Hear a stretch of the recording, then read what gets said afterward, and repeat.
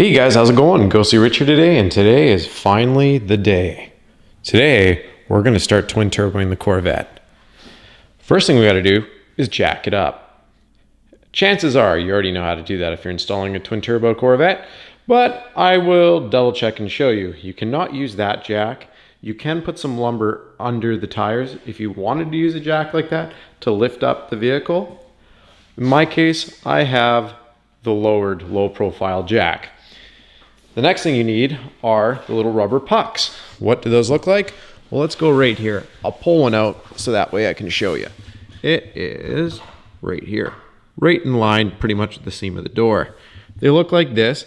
If you look in there, there's a notch that looks like this. It simply slips into the notch. Let's see if I can get it. Probably not, because there we go, I got it. You turn it sideways and they lock in. From there, take the jack over, put it under that rubber jack pad, and lift the car. As you can see, we're up on there. If we come under the jack over here, you can see it's under this one hole. Make sure your jack kind of grabs on both sides of the hole, and turn your jack stand this way. You'll see why when you lower it. If you don't turn it this way, it will only rest on one side of the jack. So once you do this, we'll lower it. We'll go to the other side and we'll put one under the other hole on the other side. Just make sure that the prongs don't go into the hole. As you can see, it's correctly sitting on both sides of the fork of the jack, and it is not sinking into the hole. One thing you have to get used to is when you bring it down, it balances on one jack. I do not suggest leaving on one jack. Put it on two, because one, you'll get more height than trying to get that jack stand under the center, and two, you don't want to have this thing just on any sort of or the ability for it to roll back or anything. So I would still suggest chucking your back wheels, even though your transmission shouldn't allow it to roll back.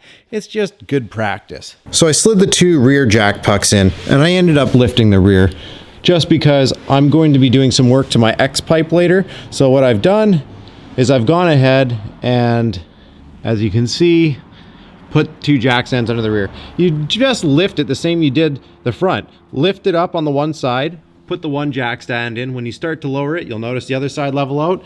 Go over to that side, lift it up, and then drop it under there. See this brace on both sides? If you've done your headers before, you know this needs to come out. So we're gonna pop both these out. The one on that side, the one on this. These are 4/17s. The next thing we're gonna do is take out the big 17 bolts and then loosen out and take out all those trans tunnel bolts. They're all 13 mils, I believe, and there's like a lot of them. I wanna say 20, but that's me guesstimating and trying to remember how many there are there. So you can see the bolts that I've taken out on the trans tunnel. You'll notice that the third bolt down from the firewall, I have left in. And if you look, it's actually keyhole slotted. Make sure you leave that bolt in on both sides, so when you loosen both sides of the bolts, it will catch that trans plate and it won't fall down and hit you. So that way you can just slide it out nicely, and then you can get it out of the way. So we have access to the X pipe and the X pipe mount. Well, the removal of my exhaust is going to be a little bit different than yours. The reason why is unless you V-banded your exhaust, you're going to have slip-outs. What does that mean? You have to just undo the slip-ons that are right there that connect your exhaust to the other piece. You'll have one on each side, and you'll have two on the headers. Go ahead and loosen those bolts. Don't take out the exhaust or X pipe mount yet, because there's no point. We want to first get our X pipe out of the way. So first loosen those two pieces, and then we'll go ahead and remove the X pipe. So that way we can pull the headers out up top. Now, the other thing we're gonna have to do, which this is gonna be fun because of the way I've set this up, see how my oil is aiming towards those jack stands? Well, unfortunately, that's how it drains. So I will probably show you how I use a placemat to be able to push that oil away from there and down into a bucket. Like I was trying to show you, if you feel for your O2s, you'll have 4 in total. 2 are going to be on your headers and 2 are going to be on the X pipe. Go ahead and press and disconnect your O2 sensors by pressing this lever. It's going to barely focus because of the fact I'm under the vehicle. But yes, disconnect those two. And then once you have your slip-ons or your V-bands loosened off, we're going to go ahead and unscrew the X-pipe mount to release it from the vehicle. It's hard to see because that's the rear, but I've just moved the X-pipe around and it popped out the front and the rear. Now I just have to loosen off the back bolt mounts. I believe they are 15s. As you can see, this, if you're in front of the tranny pan, there's the mount. That's the rubber mount. There's no way I'm gonna do it. There's the bolt. You have to take them out. I think they're 15s, and then literally the X-pipe comes right down on top of you. You could, of course, pop it out of the rubber grommet, but it's seriously way easier just to take the whole mount right off with those two 15s that are on either side of your X-pipe. As you can see, the tunnel is now free. We have the two disconnected right there. Now, when you're looking up, I have an aftermarket American racing system. If you have the old headers, you are going to be so excited to get rid of them. They're horrible. And you're going to love the new manifolds. For me, I'm going to be kind of sad. These American racing headers are awesome. And I'm excited to rehome them. Either way, you want to reach up, find the O2 sensor. The O2 sensor is, you see that right there on the side between the firewall and the pipe? Yeah, reach for that, disconnect that O2 sensor. Once you've done that, we're kind of done for down here other than draining oil. We need to drain the oil because of the fact that to get the header out on, especially on a dry sump, as you can see right here, your dry sump lines are going to be in the way. So we're going to have to disconnect our dry sump lines to be able to, well, we're going to have to do it for a couple reasons. One is so we can do an oil return for our turbo kit. And two, because again, we need to remove the lines for going ahead and pulling the header out. So there is my connectors for my American Racing. All of my O2s are disconnected. Now, if you're wondering how to remove the factory headers, I'm going to post a video in the description of how to remove the factory headers because I did that when I put my American Racing ones on. This will help you when you are removing your factory X-pipe, and it will also help you remove your factory headers. Now that we've done all that, we can officially change our oil. No, I'm kidding. What we're going to do now is throw in a tray underneath here, and we're going to start draining the oil the best we can and try to make as minimal amount of mess as we can. You don't have to worry about changing the oil filter right now. You can go ahead and leave that because the oil filter can be changed when you refill up your oil. No matter how many kilometers you have on your oil, I would highly suggest that you change your oil just in case during this procedure anything happens. Then at least if there's anything in the oil pan, it's fresh and new. First 15 on the pan has been pulled to drain the oil. After this goes, we'll go ahead and drain the last one off the front. It's the front one that is going to be the most troublesome because of the fact that we have two jack stands in the way. Now, the good news is hopefully this side hole is the one that's going to drain the most oil for us. If it does, then you'll be able to tell. Your pan will be the most full, and then you can use a smaller pan that maybe will sit between the two jack stands to grab the remaining oil. You're barely going to be able to see this because of the light of the garage and how Sony cameras work. There you go. See how I'm holding a placemat and it's aimed towards or right into my bucket? That is exactly what you want to do. Just hold a placemat and let it drain past the stands. I'm going to try and aim it back up again. And again, Sony problems. There we go. It focused. Well, that's draining. You can go ahead, if you have a Mighty Mouse catch can, I'm sure you're going to know exactly how to do this. Go ahead and just loosen your AN fittings. The top, well, you probably have just the rebreather, or you might not have the rebreather. You'll just have a breather, so you'll just have the two. Go ahead and take off your two fittings with your AN wrench, so that way you can just, of course, loosen it and take it out. I don't really have to explain that to you because if you have an oil catch can, you put it in and you have to drain it all the time, so you'll know how to remove it. If you have this bracket, we need to take this off so we can take the header out. Since before we take off that header, we have to take off the fuse panel, we might as well go disconnect the battery. After we disconnect the battery, we can go ahead and remove this and put these 2 bolts back in. These are grounds, and I don't really want to disturb any grounds until we have the ground off on the battery. If you have a charger, make sure it's disconnected and unplugged.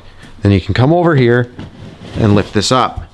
From here, you will see the grounding post of the battery. We're gonna go ahead, loosen that, I think it's probably a 10 mil right here, wiggle it, and then tuck it in, or at least put something here so there's absolutely no way it'll reconnect. I have a certain procedure I always do before I take the ground off. One, pop your trunk, obviously. It's gonna be open from when you take the ground off. Second one, have at least one window down in case of an emergency. So that way you can get into the vehicle. I always do the driver's door. You do whichever you'd like. Second, just make sure your hood's popped. That's about it. When we start to work on this, I suggest grabbing 2 very soft, brand new towels and putting them over your fenders. Any dust like this, as you can see, I've got some here. I will be taking a microfiber, a damp microfiber, and I'm gonna wipe off this dust. Why? You don't want to etch that into your paint, obviously. So go ahead, clean the quarter panels of your car on both sides, and give your front bumper a quick wipe if you want. The other thing we're gonna be doing is removing our hood. Why? We're gonna have to do a whole bunch of work up front. It'd be dumb to keep your hood on. And I'm pretty sure we're gonna be removing our front bumper, and we're also gonna be removing our fenders. Battery is disconnected and tucked in. Now, like I said, I've already took out those 2 13s, and I'm just gonna put them back in now. So that way it holds my grounds. Right, trick with the hood. Take the top ones out halfway, or almost, so there's like 3 or 4 threads left. And then the bottom ones pull out all the way, but always start with the tops. Loosen the tops, pull out the bottoms. That way you can hand thread the top ones out when you have a person on each side of the hood. Once you loosen those bolts off, lift the hood completely up and put it somewhere safe. Do not try to move the hood and line the hood up alone. You will damage it, you will cry, they are expensive. Once we go ahead, these will be pushed up. You can go ahead and just push them down, get them out of the way. As you can see, we have now a lot more room to get at that header. Now for this one. This is where it gets fun. As you can see, we have the radiator reservoir extra right here. We can deal with that later. This is what we need to release. So what you need to do, I'm just gonna remember, oh yes, right here. See this little lever right here? You push out, go to the other side, there's one over there. Then go to this side, you'll have that same one right here, lift, and over on here, lift. Slide, slide, lift. Perfect. When you come back, it'll actually start to, you have to kind of put a pressure on it and it'll start to slip out. See this 13 mil? Go ahead, loosen it, and lift the 2 powers off of here. Because the battery's disconnected at this point, you don't have to worry, they won't be live. Just thread that bolt back on afterwards. As you can see, this is all exposed. See these pins? You don't want them bent. Make sure you put this somewhere safe. I like to store it like this or something like this, doesn't matter. I will be moving that to a safer location after this. Over here, just leave these here, they can stay here. This will change. The reason why is I'm pretty sure this reservoir actually gets deleted, and what happens is the fuse panel gets pushed back, so that way we can wrap that header around. So from here, it's best to show you here. You sink in and slide and then up. It just comes up and out like that. You have to do that with each one. You'll see that they all have a little push in and then slide. And then they literally just push and slide. This one, let's see. You can do it with your finger or a flat blade. Sometimes it's easier with a flat blade. Let's see. There, I got that one. And again, push in and slide back, just like that. Again, flat blade in there, push it towards the inside of the connector. Loosen these 10 mils. 1, 2, and 3. And that should free this plastic tray. Next, take out these 7 mils. 1, 2. I think it's just these two. 1 and 2. And then I think, if I'm correct, yes, there is also a 10 mil right here. So take those off. The reason why mine are silver is because I have an aftermarket intake. Yours might actually be Torx bits. I can't remember what it is on factory. But anyways, take out those two and then take out these two and take it out of the way. Next thing we might as well get out of the way is loosen your coupler right here. And then we can go ahead and you can do this two ways. I like to take out the filter first, so that way we have more room in here. So if you want to just take off the filter end, go ahead. If not, flip this up. You can take off the bolt right here and the ones right here and take it right out of the fender and leave this all in the cone. So those two, this one, and loosen this. You'll have this, which is your MAF sensor. Go ahead, pull it back, just like that. Squeeze and disconnect. Put this and tuck it in there. This, just leave connected for right now. Almost forgot about that breather. I think with the factory one, all you do is you squeeze both sides of it and slip it off. With this one, as you can see, I did a 6-AN conversion because I put it under my intake and welded up this coupler. This, of course, is not going to be used anymore because, well, we got to build a whole new piece for the UPP kit. Now for you, you probably don't need to, because of the fact UPP will provide you with it. If you know the situation that I'm in, mine didn't come with it and my downpipes are butchered. So I have to build my downpipes from scratch. I guess I could message UPP, but I think they wanted $3 grand for the downpipes. Taking out that top bolt here and the top bolt here. The bottom one is a little rubber seal. All you do is it kind of just sits in there. See, it just pops out. So undo that. Undo that. This is now free. You can go ahead and wiggle it out, work it around this hose. For this MAF sensor, leave it in here to keep it safe for now. You can take this whole piece though, put it off to the side. It will not be reused. Now that we've gone ahead and done that, I'll put this back down. We can go ahead and start looking at our header bolts. So, for the header bolts and stuff that are up here, before we start loosening them off, I actually suggest we now go back under the car, seal up the pan with the bolts, then put, you can even empty your oil drain pan if you want, but we're gonna now disconnect our dry sump lines if we have a dry sump, so that way we can get both headers out.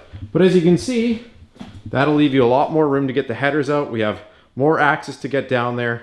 When we get to antifreeze later, we can look at what's going to all happen. I believe what happens is that whole extra coolant reservoir is deleted. We get a plate from UPP that pushes the fuse box back, so that way the turbo can come out with the downpipe and get around the alternator. Right, so for your drain plugs, go ahead and lightly thread them in just so it plugs the holes and stops it from dripping. We can, of course, flush it later with a leader when we have to drill into the oil pan for our oil return lines. Again, our jack stand is going to be in the way, so on those two dry sump lines, go ahead, loosen off those two 13s. After you've done so, you simply pull back and put them in the pan so that way they can drip into the pan. Leave those draining, take the bolts, and of course label them so you can't forget where they go, and just leave those for right now. Next thing we're gonna do, just slide out your spark plug wires. If you have aftermarket ones like me, all you simply do is grab onto the rubber boot and slide off on both sides. It's pretty darn simple. If you don't have them like me, well, then you have the factory ones, which really, really suck. And when I say they suck, they do. I broke them the first time I popped them off, and I went and bought MSD ones and never looked back. See the gray right here? Compress, wiggle, slide out. From there, we're gonna get this vacuum pump out of here. Why? Because we have to relocate it anyway for when we twin turbo. So go ahead and take these two 10 mils out and let's get this pump out of here. After you take out those two bolts and disconnect this clip by simply compressing, go ahead and take out these two 10s, or actually looks like three. 1, 2, 3, and slide the bracket out of the way. When you pull out the bracket, you'll see this one Christmas tree right here. go ahead, take the Christmas tree popper, slide this in there, and pop it out. If you take out the 11 mil steering shaft bolt, slide the steering shaft off, and then you don't have to pull your spark plugs out. And it'll also make it easier when we put the new manifold in. Now, really important, make sure nobody messes around with your steering wheel, because if they do, it won't be lined up with the steering shaft. Best practice is to straighten the steering wheel. And it's out. It was easy enough to take out because, again, 2 people, and just slid right out after moving the steering shaft out of the way. So you can either leave the steering shaft out until you put the new header in, or put it back in now. I might leave it out until I figure out how the new header is going to fit in. Just like the other side, this side's easiest way is outside inside, meaning take out the outside bolts and work your way to the center one. We're currently looking up at the header. You can see it's caught right there on the starter wire. So the best thing you can do is actually take off the starter shield plate, which is 3 10 mils, and then, of course, take out the starter wire from the top after you've lowered it down so it's sitting on the wire. Go up top, loosen the starter wire, and the header comes right out. Now that you got your headers out, the next thing to do is to remove our reservoir. The reason why is this will not fit with the new UPP kit. So what do we need to do? We have to loosen off this bolt. I'm going to take a look and see where else it bolts up to, but we have to remove the coolant reservoir, and then at this point we can start to see how our new headers are going to bolt up, our new turbo manifolds. Let's take off the dry sump lines. That one can go there, and then this one is just a quick release. Again, they're probably all quick releases for you because I went a little nuts when I did mine. Anyways, just quick release yours, put the hoses up here, take out the 10 mil right here. Last 10 mil, when you move it, is right there. You can sort of see it. Yep, right there by the hose. Under your clip, if you lift or squeeze the 2 feet on the very bottom, like so, there. So you squeeze them inside or inward and up, and it'll go out like this, and you should be able to just pull this out like so, leave it up high, and lift your reservoir out of the way. If we have no fluid in here, I know there is a check valve on our radiator, so since there is no radiator fill, that thing could be completely stuffed. All right, next thing you need to do, you'll see that big 15 right here, take it out. So that way you can tuck this off to the side. After you've done that, remember those 2 that we pulled out for oil catch can? If you didn't see that, take out the 2 right here, then you'll free up those 2 grounds. After you do that, if you want to see what it's going to look like with the manifold, clock it to the exact angle and slide it in here. It is a very, very tight fit. Well, we slid it in just to look at it, and this is going to suck up to here. I think one thing I can tell you right away, I'm going to have to get the coil relocation kit that I think K-Tech makes it. A couple of them make it anyway, and they move the coils up to right here. Definitely going to get that right away, because even with factory, there's no way. You cannot put the coils right there. So that is going to go into my shopping cart for sure. Actually, I think IC Billet makes one that bolts right here as well. If they do, I will buy that and move my coils up onto there. I've always hated them right here on the valve cover anyway. And as you can see, those screws always get loose. So yeah, I mean, it's not a big deal. All I'll do is I'll remove those, and maybe I'll get some nice cap screws and just fill the holes, just so that way it doesn't look ugly, having a couple threaded spots on there. Again, that's just for me. If you have the factory valve covers, it might be a little bit tighter clearances. And again, you're still going to be relocating your coils for sure. There's no way you want your coils sitting that close to your header. And this is the first piece some of you might be seeing from unfortunately the guy who got me good with sending me this kit. Look at his beautiful welds. This is all being remanufactured, by the way, and we're basically going to be remaking the UPP stuff, but just changing a couple small things up. But that is what the first manifold's going to look like. As for the coolant reservoir, there is a big hose that is right there. So I'm either going to have to fluid suck it out or just drain the radiator. I'll let you know in about 5 minutes what I end up doing. So we're gonna have to move some harnesses around. This I have to remove. This you don't have to worry about. This has to be completely redone because that was for my oil catch can. And I'll have to see how I'm gonna redo that later. I basically wanna get the kit installed and then I can go back to that aftermarket stuff that I had and move it around. As we can see right here, we have this ground right here. Pull out the 15 off there. This, which is sunk in right here, use a Christmas tree popper, pop it off. We're gonna grab our Christmas tree popper and pop this last one, which looks like that. That's just my ground bolt. And this just goes down here and you need to pop that last nut like so. The reason why, this is now going to be coming up here. We want to keep this up and near the top. So this from which is also strapped down here by another holder. There we go. This needs to come up here. So that way it will be more heat protected. Because our biggest problem is of course is heat with the twin turbo kit. So basically what we do is when we bring this up, we bring this back around. We can still put these screws back on the ground like so, but we need this harness to be up here.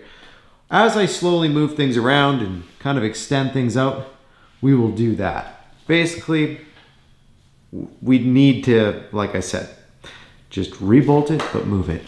So you'll notice that harness was bolted in up here. Rotate it and then put the bolt back in right here. Same bolt. If you can find one, I'll have to see if I can find one. Put a bolt right here if I can figure out what size thread. I think I've got a couple extra ones. I'm just gonna bolt that right there. This is the ground. It was going through here. All I did is, because they don't put it, see, I haven't even tightened it yet. See how there's so much room? And if you had to, you can cut this zap strap and put a new zap strap, but this ground is free in there. You just wanna do that and then either tie it here or tie it here. We wanna just keep, actually probably right here, just to keep it nice and loose. So that way it stays away from the header. So these mounts right here, just go ahead and mount them so they're not gonna scratch up anything. So the reason why is we're gonna have to put them along here and we should be able to just simply zap strap them like this. See how we have this ground right here? Just strap it and keep it nice and tight in here. These two, go ahead and just tighten these back on. And that way, they will just stay loosey-goosey. Later on, we can always strap them, and that way it stays away from the steering shaft. Go ahead and slide that steering shaft bolt back in as well. Like I said, just slide your steering shaft back in. I'd say put it at about 35 foot-pounds, 35 to 40, whatever you feel more comfortable with. But yeah, anyways, and then these grounds, if you want to, do them to like, I don't know, 19 foot-pounds if you really need a torque spec. So I bought a set of ARP bolts when I bought the headers. So yes, definitely get ARP fasteners. When you buy those ARP fasteners, I'll see if I can find the part number. I did it on my headers video, which I'm gonna post for people that are removing their old headers. So if I don't, just go watch that video and see the ARP hardware that I'm telling you guys to use. Anyways, those ARP bolts, you'll have a couple extra because it's not exactly for this motor. Use a couple of those extra bolts and one will fit right here to hold this. And look at how well that holds it in there. Now you don't have to worry about those wires getting messed up. The other thing you can do now is you can re-zap strap this wire just off the steering shaft, just enough. Now before you do that, I've actually ordered, it's on its way, a bunch of heat wrap. The reason why I haven't started zap strapping this all up nicely yet, I'm planning on heat wrapping everything. Everything needs to be heat wrapped. So that's something to keep in mind. We want everything to be protected. Now the next thing I'm going to do is actually remove all my coils because, again, I need to actually find a new mounting area, which I'm thinking right here with the one bracket that I've been looking at. And if I mount them up there, it should keep them up and out of the way. Just in case you forgot how to take the coil out, slip that up, compress, pull off. As for these, I doubt you have the same as mine. It's just 2 bolts, and then there's one hidden under here. Put your coil somewhere safe. For this brake booster, I'll have to tell you the size of this barb. What you need to get is a right angled barb fitting, and we're gonna have to get some hose. In the video that I watched from UPP, basically they add a right angled barb fitting. They put the booster sensor right here, and you simply just pull this up and through here, and the boost sensor goes over here. Then what you end up doing is you run a new hose from right here up and over to here. And basically what that's going to do is, from here to the brake booster. So we need that barb fitting with a piece of hose that's gonna go from right here over to there on a right angle barb brass. So this right here is your brake booster reservoir cover. It goes like this. What it is if you look right there, there's your bolt spot. There's one bolt, or I should say nut, on the reservoir right there. You're just gonna break it loose, slide it on, and put this on. For me, I need to still paint this. As you can see, we've moved everything over. The only thing I think we're going to do is probably take this off of this bracket and strap it over here. So that way it just gives us that much more freedom away. Pop that clip off, then go ahead and take out the 15, remove that bracket out of the way. And like I said, when we heat shield it, we'll just strap that up and out of the way so it's not gonna get melted. So if you wanted to, and you don't want to use that ARP bolt that I told you you're gonna have extra, go ahead and bolt that one in instead, because, well, you're not gonna replace that bracket. Replug it in, as you can see, just make sure it's fully sunk in, and put it like that.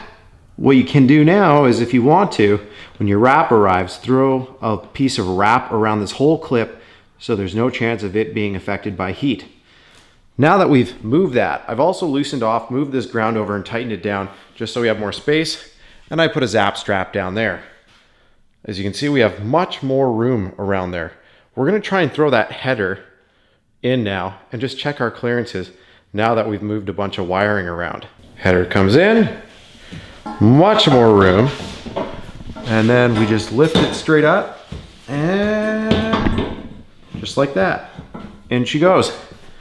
Much easier, and as you can see, we have much more clearance around. I like it.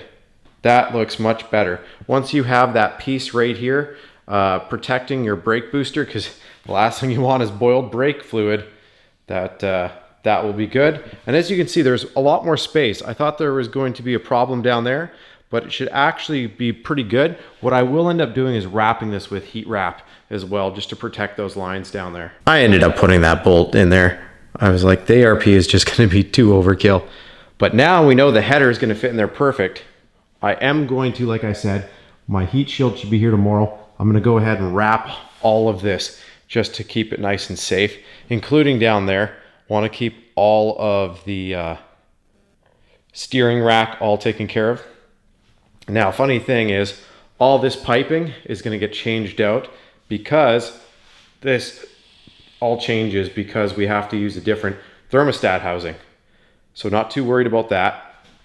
That being said though, all of that will be wrapped, and so will the top, just to make sure no heat affects it. Basically everything down here is going to get wrapped. Now the top, I'll probably leave those and then monitor them, because I'm not too worried about the top coils, especially if I can flip them up, because the actual header itself doesn't get anywhere near there for heat. So that's not too worrisome. Now that I know that this entire side is good, other than putting that fitting on there and relocating our vacuum pump inside the fender well, I can jump over here. I'm going to drain the coolant and get this side ready. Basically, I want to get this side ready so that way, as soon as my heat wrap comes, I start heat wrapping, and then I can start bolting in the headers. So if you're looking at the front lip of your car, go underneath. Let's see if it light adjusts. It does. Perfect. So what you need to do is all these 7 mils, go and pop off every single 7mm along your front clip. And yeah, like I said, every single 7mm. So that way we can start removing plastic. After you do that, take out the 10s. That 10, and the 3 along, or more than 3, 4, and then the 5th one's over here, and then take out this. This takes out this plastic piece, that'll drop this plastic piece, so we have more access. Literally, as soon as you pop the bolts out, it'll fall on your face, that one plastic piece. And right here, it's just a little one of the little push popper clips. Let's see if I can get a better focus angle on it. You'll see it's got that opening right here. You have to slide in either a flat blade or a panel popper tool, and you just flip this center down. I can usually get it with my nails. Let's see if I can today. Watch me break a nail right here. Oh, there, I got it. You just simply pop it down, and then look at that. Pop out the center and it drops on your face. Now, if you're working with the ZR1 grill, then chances are you did it yourself. But you have to loosen these 3. You don't have to take them all the way up, just loosen them, and then we'll be able to slide it up. The next thing you're going to want to do is turn your wheels while it's in the air there, so you can remove your screws along here. As we're going to take out, well, actually you could probably leave this piece on here, but at least we want the screws out so that way our bumper is free of it. Once you pull out those 3 bolts, you should be able to twist and move that off. As you can see, I have the carbon fiber stingers here. What I'm going to end up doing now is, I think there's what, 3 bolts right down here? It's either 3 or 2. Maybe it's just 1. Nope, there's 2. So go ahead, loosen the bolt here, so that way we can free this piece right here. Once you take off all those bolts, simply pull like this, and it frees it up. We can put that off to the side. When we go to take out this fender, you'll see that you now have exposed bolts right here. Take out these exposed Torxes. Next, let's see, get in there. Perfect. Inside the fender well, you'll see that one screw right there on the hard plastic on the bottom half. It's not a screw, sorry, it's the pop pin. Get your fingernails around it or use your flat blade, pry out the center just like we did on the bottom. The screw, if you come in right here behind the tire, you'll find another T15, loosen it, and that should loosen off that plastic piece. The other thing I would suggest doing is we pop down this. There should be a couple hanger clips in here. They fit very, very tight. With these being carbon pieces, these fit onto 2 little spots that are up here. So you have to, when you get it loose, squish down and it'll unbuckle from there and it comes off. Put these somewhere safe. You won't get them scratched up. If yours are carbon, if yours are plastic, well, just keep them safe. Stingers out of the way. You can do that. And you'll be able to disconnect this light just by compressing. Probably has a safety on it, just like everything else in this vehicle, which means wiggle out that little clip, little gray clip. Just wiggle back and forth, pinch and slide out. This is now free. What we can do is go do this exact same procedure to the other side, and this bumper will be free from the bottom. The last screws we want to do are the top ones. Don't do them until the very end, so that way there's no chance of this thing crashing down on you. Again, exact same thing. Pull out all those screws just like we did before.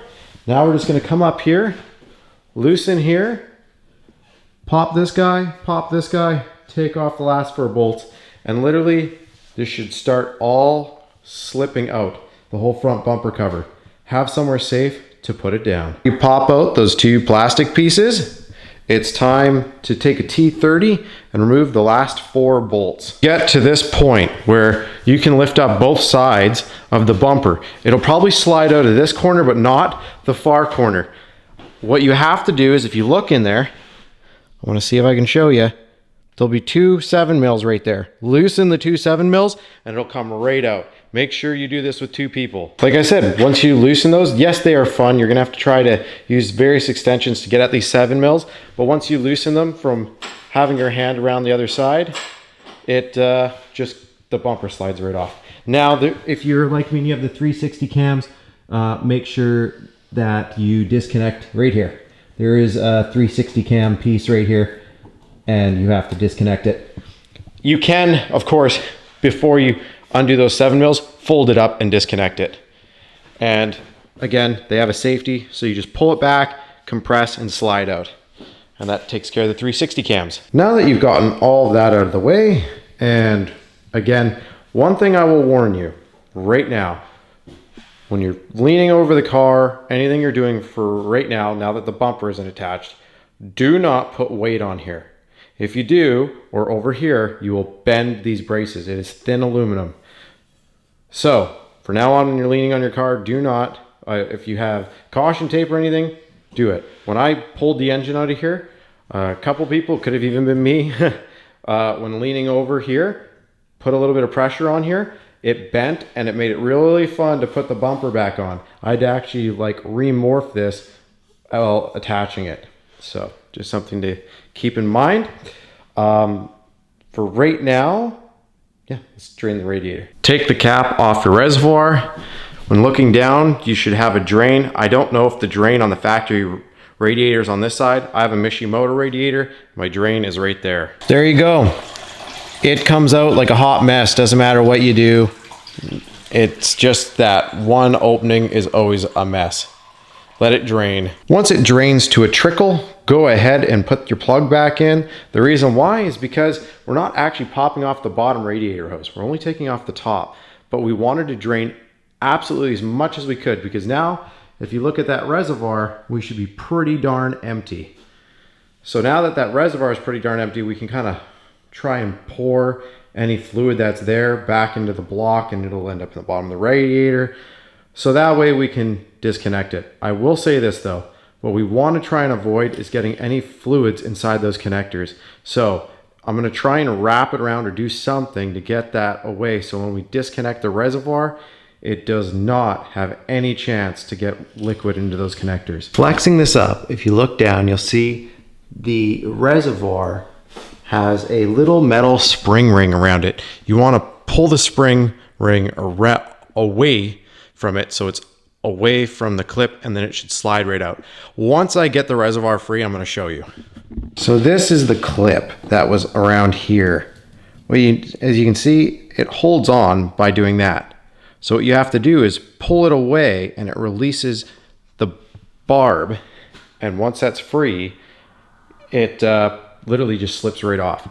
And again, I was very careful, slipped it up, straight up, and zero liquid came out. Whatever you do, don't lay it flat. Leave it on an angle when you lift it up. Use a pair of pliers, squeeze this, pull it forward, and pull that off. This is another blue clip that goes onto the radiator side, just like we did before. Squeeze inside, sink it out. Squeeze, we'll pull this and pull it right out of the way. Next, we're going to be pulling off the thermostat housing. This is going to make another big mess. Since this is not going to be going back here, as we know, you can grab your Christmas tree popper, pop this clip out, and completely put this harness off to the side. We will need parts from it possibly later on, but for right now, just put it off to the side. Next thing we might as well do, just to get it out of the way for right now, go ahead, squeeze and slide this so it's off the thermostat housing. Now there's two things you can do. You can completely remove the top radiator hose for now just to get it out of the way, or don't, but I think I'm just going to take it just off of here because we don't have to go as far as taking this side off. So compress, slide down, wiggle, and take off thermostat housing. Take out the 3 T30s and pull out the thermostat. And there it is. I was actually expecting more fluid again, but hey, I'll take it. Go ahead, put this off to the side. You won't actually be reusing this thermostat housing. We might as well do our last messy coolant thing, and that is, again, pull this ring. Oh wow, look at that. I can pull it with my fingernail. So just pull it out like that again. And then, now that we've pulled it out, go ahead and release it and prepare for the splooge. For the last coolant hose, right underneath the AC line that we're going to be taking, you'll notice that there is the last coolant line. Go ahead and pop that out again with a pick or your nail, and then slip it out and let it pour. After you do that, you'll see this tape across here. Go ahead and cut the tape so that way you can separate the lines. All the coolant is out. You can now wipe all that extra coolant that has fallen around away. I wanted to get coolant done and out of the way. Next, take off this AC line nut right here. You can also come into your fender well here and you'll see the next one, which is up here. So disconnect that one and disconnect the one up there. Then we just have the side that's connected to the AC pump, which we have to disconnect. The bolt there, easy. The nut there as well, easy. The one on the AC compressor, really hard. You're gonna need a 1/2 inch and it's gotta be a very shallow one on a ratchet. I need to go get a very, very shallow socket to do it, a 13 mil. The other way to do it is to simply take off your serpentine, disconnect and take out all the bolts on the AC if you want to go that route. If not, just go and grab yourself a 1/2 inch small socket or 13 millimeter small socket, and that's the best way to do it. The other thing you can do is if you have the impact driver style, you could, where is it here? Take this off and you could cut that, let's say cut half the shaft off of there and just leave a little bit, and then you could get a wrench on here and try and wrench off that bolt using this. And again, it should have just enough room to sink in there and go on. I haven't decided yet. Well, as you guys can see, Tariq has been nice and busy this morning, and he's literally just been layering heat wrap. We got this stuff off Amazon, and I ended up getting a 1.5 diameter, and I think it was a 1.1 diameter. 1 1/4? Is that what it was? Yeah, somewhere in there. It was like 1.5 and 1.1 or 1.25, somewhere in there. And again, I can throw some links to that wiring in the description. But as you can see, we're just heat wrapping everything. Basically anything exposed. Look for every single hose and wire like so. Everything's going to be silver here. Everything. Because the last thing you want is to start melting stuff. So again, you don't really have to worry about this because we'll have that shield. This connector, this is going to go down there. We'll wrap that piece afterwards when we come over here, or use a very high temperature hose. But again, it's just majorly keeping everything away from heat. I think I've seen even a couple photos where they've even wrapped this piece even just to make sure your fuel line is, you know, you don't want bubbles and heat in your fuel line. But also, like I've said, that's why we've wrapped this up here, just for anything that gets near our brake or ABS cylinder, because the last thing you want is that getting hot. Now, depending, I might end up also just fabricating or bending up a shield for that and then spraying it, but we'll see. For right now, it's already looking good. I think what you guys are really probably wanting to see by the end of this video is I think it's time that we test fit one of those headers in and we just slide it in. Keep in mind, we're just test fitting it. I still have to put the brass piece there, and I still have to take this fender off and relocate the vacuum pump and the fender. Really, this side isn't too bad. It's relocate vacuum pump and fender, and other than that, just clean up some of the hoses there. But this side's basically done, other than the heat shielding. When you go to put it in, literally just lift the manifold in. It'll kind of sit just on top of the spark plugs. Take your hand, put the first one in right here, and then go to the next one by going in right here, and then the third one. And then if I were you, just climb underneath and just simply tie them in. You'll see all 5 of them. I'll get underneath and show you. And you can torque them all down, even with a torque wrench to your, I think it's 15 to 18 foot-pounds. See what I mean though? So much easier. You have access to all 5 of them right there. And it's way easier to put them in than it was to take the old ones out, I'll tell you that. Once that manifold's in, the next thing we want to do to get this manifold in is we're actually going to drop the AC compressor. The reason why is I want to get that AC line out of here. And let's face it, to get that line bolt out would be horrible to try and do from this angle. So we're figuring, let's just unbolt the AC compressor, slide it out.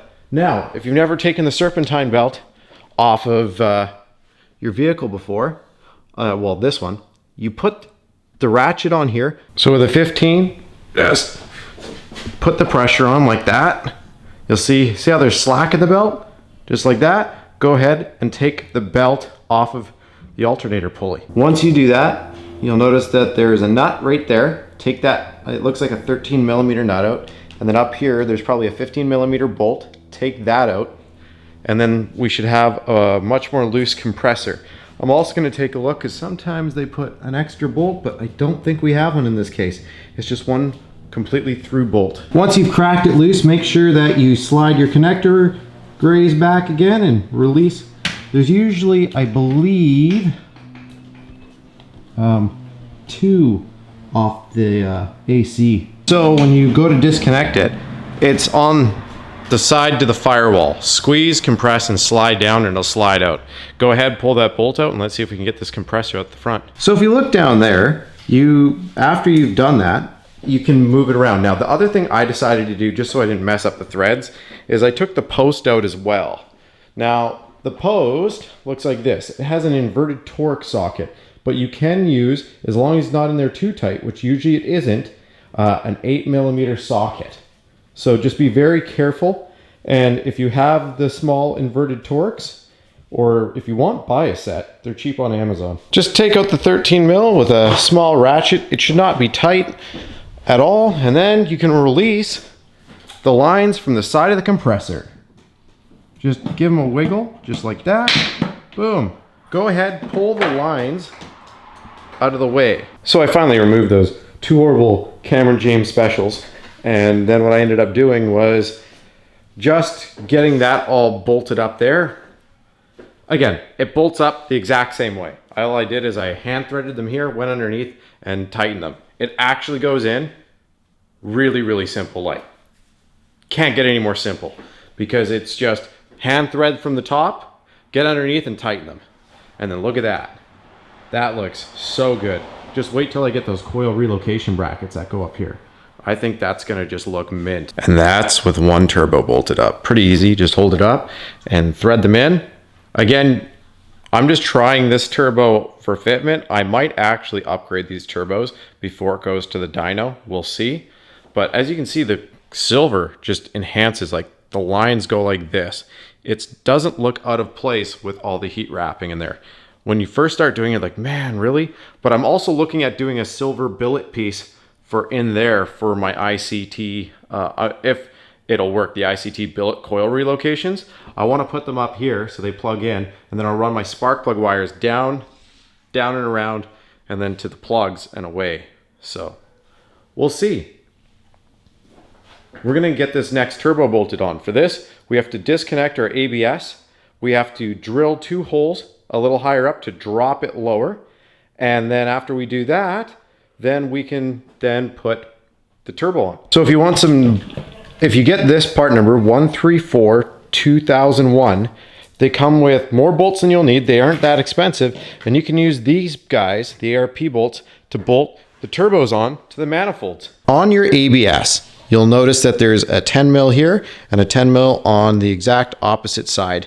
Loosen them, and that should free it from the isolator. You don't quite need to take it completely out of the isolator, like you don't have to take the bolts right out. When you loosen it, I believe it just lifts out of the isolator bracket. So you need to disconnect this. All you do is sink, lift the lever all the way, slide it off. From there, you need to put a pry bar in here and pull up off the bracket. There's a little pin on the bottom that sinks in like an air box does, and it can get really stuck in there. So when we put that back in, underneath, this is that brake bracket. Go ahead, take out the 13 here and the 13 here. So we want to go as close as we can to the top where we can't go anymore. 2 things I need to warn you about this bracket. First off, we want to go through and first do pilot holes to make sure we get right on the line. Use the washer ending as the line. Second, this is magnesium. You don't want your drill bit to get hot. If it gets too hot, you could start a fire, because magnesium is flammable, meaning all of this you want to be careful with. You could even put a bag underneath it and throw it away. Try not to suck it up in a vacuum. Mine merged on the one but didn't merge on the other. Either way, go ahead and just test fit it back in and make sure that your screws go back in. Put the bolts back in and then spat a little bit on the hole so that way I could, again, stick that pin through. Now that it's down there, Let's put those two 10s on. We might have to slightly bend these lines. We don't want to if we can avoid it, of course, because it's brake lines. But again, they're still a little forgiving. We just don't want to overbend. Holy smokes. Now that is aggressive. Again, this one was even easier because it's not aiming down. Just hand thread them in, tighten them up, and there you go. I think I'm definitely going to have to create some sort of tray there just to give that more space. I just don't quite like how the ABS is still pretty darn close. So we'll see. I might just, if anything, I'll just bend the lines completely down because, yeah, you just don't want them to be that close. So, like I said, just do a little bit of bending, get them as far away from the turbo as I can, and then protect it as much as you can. Because the last thing you want is your brake fluid bubbling and boiling, because if it does, you will lose brakes and you will cry. Well guys, this is where we're at. As you can see, the turbos are roughed in. Yes, we've got to still move a few things around, and you'll see that throughout this video series. I'm just happy we are where we are right now. We wanted to get the manifolds, we wanted to get some of the heat shielding done. And other than that, the next thing is in the next video, as I should say, you're gonna see the intercooler going in. I'm gonna be getting Dan here so that way me and Dan can fabricate up the downpipes. Now, if you get the UPP kit, it comes with the downpipes if you order them. My problem is if you've seen the video series before this, I'm not gonna go into it. I unfortunately went through a bad situation where mine literally looked like really, really bad. We won't even go, there's no other word for it. You can go look at the video. I don't want to go too deep into it. Other than that, this is where we are. Big thanks again to Tariq. Tariq again came over, helped me get this situated because it's so much easier with an extra set of hands. Can you do it one-handed or one person? Yes, you can, but it's really hard and you risk scratching a lot of things up. It's way better to go that way. As you can see, my manifolds are also dinged up and stuff. My plan is to actually Cerakote everything. These are all ready from UPP, already ceramic coated, but I plan to Cerakote it on top of that, and we'll see where it goes from there. Anyways, thanks again for watching. I hope you're enjoying the video series. Stay tuned, there's more videos to come.